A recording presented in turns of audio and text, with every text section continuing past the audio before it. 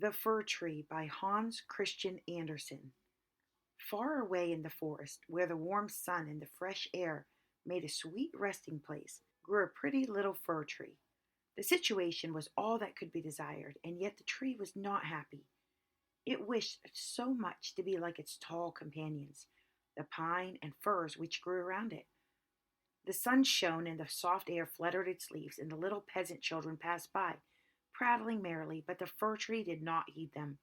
Sometimes the children would bring a large basket of raspberries or strawberries, wreathed on straws, and seat themselves near the fir tree and say, "Is it not a pretty little tree?" which made it feel even more unhappy than before. And yet all this while the tree grew a notch or joint taller every year, for by the number of joints in the stem of a fir tree we can discover its age. Still, as it grew, it complained, "Oh, how I wish I were as tall as the other trees. Then I would spread out my branches on every side, and my crown would overlook the wide world around. I should have the birds building their nests on my boughs, and when the wind blew, I should bow with stately dignity, like my tall companions." So discontented was the tree that it took no pleasure in the warm sunshine, the birds, or the rosy clouds that floated over it morning and evening. Sometimes in the winter, when the snow lay white and glittering on the ground, there was a little hare that would come springing along and jump right over the little tree's head. Then how mortified it would feel. 2 winters passed, and when the third arrived, the tree had grown so tall that the hare was obliged to run round it. Yet it remained unsatisfied and would exclaim, "Oh, to grow, if I could but keep on growing tall and old. There is nothing else worth caring for in the world." In the autumn, the woodcutters came as usual and cut down several of the tallest trees, and the young fir, which was now grown to a good full height, shuddered as the noble trees fell to the earth with a crash. After the branches were lopped off, the trunks looked so slender and bare that they could scarcely be recognized. Then they were placed, one upon another, upon wagons and drawn by horses out of the forest. Where could they be going? What would become of them? The young fir tree wished very much to know. So, in the spring, when the swallows and the storks came, it asked, "Do you know where those trees were taken? Did you meet them?" The swallows knew nothing, but the stork, after a little reflection, nodded his head and said, "Yes, I think I do. As I flew from Egypt, I met several new ships, and they had fine masts that smelt like fir. These must have been the trees, and I assure you they were stately. They sailed right gloriously." "Oh, how I wish I were tall enough to go on the sea," said the fir tree. "Tell me what is this sea, and what does it look like?" "It would take too much time to explain. A great deal too much," said the stork, flying quickly away. "Rejoice in thy youth," said the sunbeam. "Rejoice in thy fresh growth and in the young life that is in thee." And the wind kissed the tree, and the dew watered it with tears, but the fir tree regarded them not. Christmas time drew near, and many young trees were cut down, some that were even smaller and younger than the fir tree, who enjoyed neither rest nor peace for longing to leave its forest home. These young trees, which were chosen for their beauty, kept their branches, and they also were laid on wagons and drawn by horses far away out of the forest. "Where are they going?" asked the fir tree. "They are not taller than I am. Indeed, one is not so tall. And why do they keep all their branches? Where are they going?" We know," sang the sparrows. "We have looked in at the windows of the houses in town, and we know what is done with them. Oh, you cannot think what honor and glory they receive. They are dressed up in the most splendid manner. We have seen them standing in the middle of a warm room, and adorned with all sorts of beautiful things, honey cakes, gilded apples, playthings, and many hundreds of wax tapers." "And then," asked the fir tree, trembling in all its branches, "and then what happens?" "We did not see any more," said the sparrows, "but this was enough for us." "I wonder whether anything so brilliant will ever happen to me," thought the fir tree. "It would be better even than crossing the sea. I long for it almost with pain. Oh, when will Christmas be here? I am now as tall and well grown as those which were taken away last year. Oh, that I were now laid on the wagon, or standing in the warm room with all that brightness and splendor around me." Something better and more beautiful is to come after, or the trees would not be so decked out. Yes, what follows would be grander and more splendid. What can it be? I am weary with longing. I scarcely know what it is that I feel. Rejoice in our love, said the air and the sunlight. Enjoy thine own bright light and the fresh air. But the tree would not rejoice, though it grew taller every day, and winter and summer its dark green foliage might be seen in the forest, while passers-by would say, "What a beautiful tree!" A short time before the next Christmas, the discontented fir tree was the first to fall. As the axe cut sharply through the stem and divided the pith, the tree fell with a groan to the earth, conscious of pain and faintness and forgetting all its dreams of happiness in the sorrow at leaving its home in the forest. It knew that it should never again see its dear old companions the trees, nor the little bushes and many colored flowers that had grown by its side, perhaps not even the birds. Nor was the journey at all pleasant. The first tree recovered itself while being unpacked in the courtyard of a house with several other trees, and it heard a man say, "We only want one, and this is the prettiest. This is beautiful." Then came two servants in a grand livery and carried the fir tree into a large and beautiful apartment. Pictures hung on the wall, and near the tall tile stove stood great china vases with lions on the lids. There were rocking chairs, silken sofas, and large tables covered with pictures. And there were books and playthings that had cost 100 times $100. At least so said the children. Then the fir tree was placed in a large tub full of sand, but green baize hung all around it so no one could see it was a tub. And it stood on a very handsome carpet. Oh, how the fir tree trembled!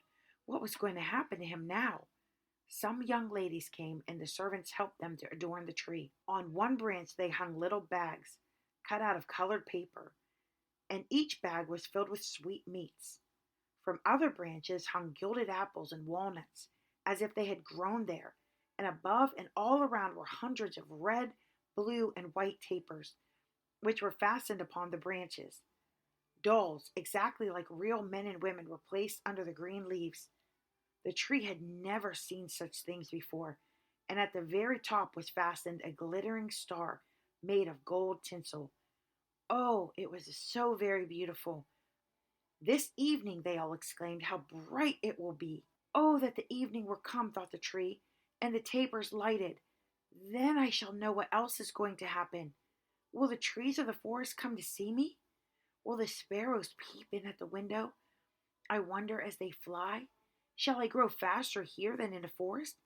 And shall I keep on all these ornaments during summer and winter?" But guessing was of very little use. His back ached with trying, and this pain is as bad for a slender fir tree as headaches is for us. At last the tapers were lighted, and then what a glistening blaze of splendor the tree presented. It trembled so with joy in all its branches that one of the candles fell among the green leaves and burned some of them. "Help! Help!" exclaimed the young ladies, but no harm was done, for they quickly extinguished the fire. After this the tree tried not to tremble at all. Though the fire frightened him, he was so anxious not to hurt any of the beautiful ornaments, even while their brilliancy dazzled him. And now the folding doors were thrown open, and a troop of children rushed in as if they intended to upset the tree, and were followed more slowly by their elders. For a moment the little ones stood silent with astonishment, and then they shouted for joy till the room rang, and they danced merrily around the tree while one present after another was taken from it. "What are they doing? What will happen next?" thought the tree. At last the candles burned down to the branches and were put out. Then the children received permission to plunder the tree. Oh, how they rushed upon it! There was such a riot that the branches cracked, and had it not been fastened with the glistening star to the ceiling, it must have been thrown down. Then the children danced about with their pretty toys, and no one noticed the tree except the children's maid, who came and peeped among the branches to see if an apple or a fig had been forgotten. "A story! A story!" cried the children, pulling a little fat man toward the tree. "Now we shall be in the green shade," said the man as he seated himself under it, "and the tree will have the pleasure of hearing also." but I shall only relate one story. What shall it be? Ivy Avid or Humpty Dumpty, who fell downstairs but soon got up again and at last married a princess? Ivy Avid, cried some. Humpty Dumpty, cried others. And there was a famous uproar. But the fir tree remained quite still and thought to himself, shall I have anything to do at all with this? Ought I to make a noise too? But he had already amused them as much as they wished, and they paid no attention to him. Then the old man told them the story of Humpty Dumpty, how he fell downstairs and was raised up again and married a princess. And the children clapped their hands and cried, tell another, for they wanted to hear the story of Ivy Avid. But this time they had only Humpty Dumpty. After this, the fir tree became quite silent and thoughtful.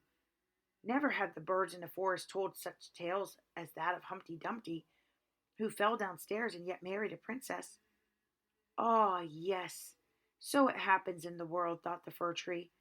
He believed it all because it was related by such a pleasant man. Ah, well, he thought, who knows? Perhaps I may fall down too and marry a princess. And he looked joyfully to the next evening, expecting to again be decked out with lights and playthings, gold and fruit. Tomorrow I will not tremble, thought he. I will enjoy all my splendor, and I shall hear the story of Humpty Dumpty again, and perhaps Avid Avid. And the tree remained quiet and thoughtful all night. In the morning the servants and the housemaid came in. Now, thought the fir tree, all my splendor is going to begin again. But they dragged him out of the room and upstairs to the garret, and threw him on the floor in a dark corner where no daylight shone. And there they left him. What does this mean? Thought the tree. What am I doing here? I can hear nothing in a place like this. And he leaned against the wall and thought and thought. And he had time enough to think, for days and nights passed, and no one came near him. And when at last somebody did come, it was only to push away some large boxes in a corner. So the tree was completely hidden from sight as if it had never existed. It is winter now, thought the tree. The ground is hard and covered with snow so that people cannot plant me. I shall be sheltered here, I dare say, until spring comes. How thoughtful and kind everybody is to me.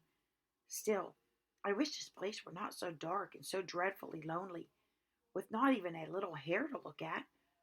How pleasant it was out in the forest, while the snow lay on the ground, when the hare would run by, yes, and jump over me too, although I did not like it then. Oh, it is terribly lonely here. Squeak, squeak, said a little mouse, creeping cautiously toward the tree. Then came another, and they both sniffed at the fir tree and crept in and out between the bushes. Oh, it is so very cold, said the little mouse. We should be very comfortable here, shouldn't we, old fir tree? I am not old, said the fir tree. There are many who are older than I am. Where do you come from? Asked the mice, who were full of curiosity. And what do you know? Have you seen the most beautiful places in the world? And can you tell us all about them? And have you been in the storeroom where cheeses lie on the shelf and hams hang from the ceiling? One can run about on tallow candles there. One could go in thin and come out fat. I know nothing of that, said the fir tree, but I know the wood where the sun shines and the birds sing. And then the tree told the little mice all about its youth.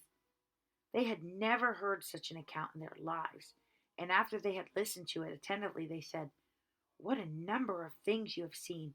You must have been very happy. Happy! Exclaimed the fir tree, and then, as he reflected on what he had been telling them, he said, Ah, yes, after all, those were happy days. But when he went on and related all about Christmas Eve and how he had been dressed up with cakes and lights, the mice said, How happy you must have been, you old fir tree! I am not old at all, replied the tree. I only came from the forest this winter. I am now checked in my growth. What splendid stories you can tell, said the little mice. And the next night 4 other mice came with them to hear what the tree had to tell. The more he talked, the more he remembered, and then he thought to himself, Yes, those were happy days, but they may come again. Humpty Dumpty fell downstairs, and yet he married the princess. Perhaps I may marry a princess too. and the fir tree thought of the pretty little birch tree that grew in the forest. A real princess, a beautiful princess she was to him. "Who is Humpty Dumpty?" asked the little mice, and then the tree related the whole story. He could remember every single word, and the little mice were so delighted with it that they were ready to jump to the top of the tree. The next night, a great many more mice made their appearance, and on Sunday, 2 rats came with them. But the rats said it was not a pretty story at all, and the little mice were very sorry, for it made them also think less of it. "Do you know only that one story?" asked the rats. "Only that one," replied the fir tree. "I heard it on the happiest evening in my life, but I did not know I was so happy at the time." "We think it's a very miserable story," said the rats. "Don't you know any story about bacon or tallow in the storeroom?" "No," replied the tree. "Many thanks to you, then," replied the rats, and they went their ways. The little mice also kept away after this, and the tree sighed and said, "It was very pleasant when the merry little mice sat around me and listened while I talked. Now that is all past too. However, I shall consider myself happy when someone comes to take me out of this place." But would this ever happen? Yes. One morning, people came to clear up the garret. The boxes were packed away, and the tree was pulled out of the corner and thrown roughly on the floor. Then the servants dragged it out upon the staircase where the daylight shone. "Now life is beginning again," said the tree, rejoicing in the sunshine and fresh air. Then it was carried downstairs and taken into the courtyard so quickly that it forgot to think of itself and could only look about. There was so much to be seen. The court was close to a garden where everything looked blooming. Fresh and fragrant roses hung over the little palings.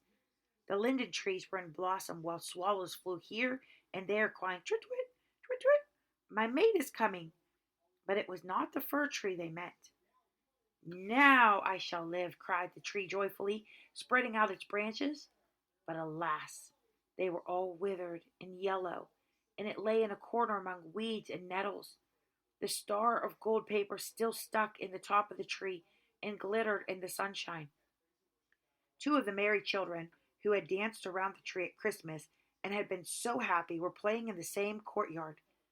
The youngest saw the gilded star and ran and pulled it off the tree. "Look what is sticking to the ugly old fir tree," said the child, treading on the branches till they crackled under his boots. And the tree saw all the fresh, bright flowers in the garden, and then looked at itself and wished it had remained in a dark corner of the garret. It thought of its fresh youth in the forest, of the merry Christmas evening, and of the little mice who had listened to the story of Humpty Dumpty. "Past, past," said the poor tree. "Oh, had I but enjoyed myself while I could have done so! But now it is too late." Then a lad came and chopped the tree into small pieces till a large bundle lay in the heap on the ground. The pieces were placed in a fire, and they quickly blazed up brightly, while the tree sighed so deeply that each sigh was like a little pistol shot. Then the children who were at play came and seated themselves in front of the fire and looked at it and cried, "Pop, pop!" But at each pop there was a deep sigh. The tree was thinking of a summer day in the forest, or of some winter night there when the stars shone brightly, and of Christmas evening, and of Humpty Dumpty, the only story it had ever heard or knew how to relate, till at last it was consumed. The boys still played in the garden, and the youngest wore on his breast the gold star which the tree had been adorned during the happiest evening of its existence. Now all was past.